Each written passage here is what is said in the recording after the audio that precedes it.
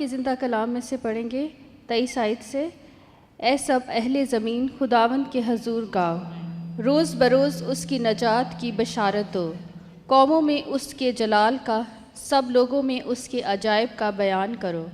क्योंकि खुदावंद बुज़ुर्ग और नहायत सिताइश के लायक है।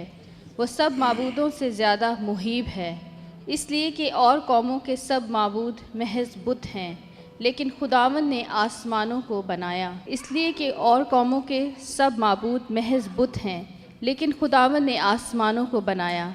अज़मत और जलाल उसके हजूर में हैं, और उसके यहाँ कुदरत और शादमानी हैं। ए कौमों, ए कबीलों, खुदावंद ही की तमजीद व ताज़ीम करो। खुदावंद की ऐसी तमजीद करो जो उसके नाम के शायां है। हदिया लाओ और उसके हजूर आओ, पाक आराइश के साथ खुदावंद को सिजदा करो।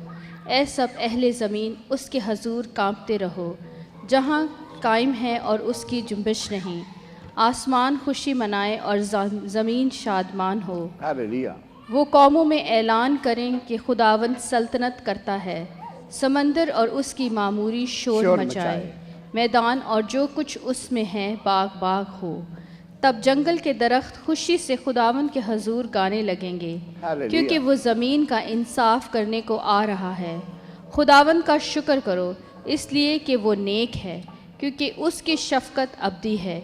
तुम कहो, ए हमारी नजात के खुदा, हमको बचा ले, और कौमों में से हमको जमा कर, और उनसे हमको रिहाई दे, ताकि हम तेरे कुदूस नाम का शुक्र करें और ललकारते हुए तेरी सिताइश करें।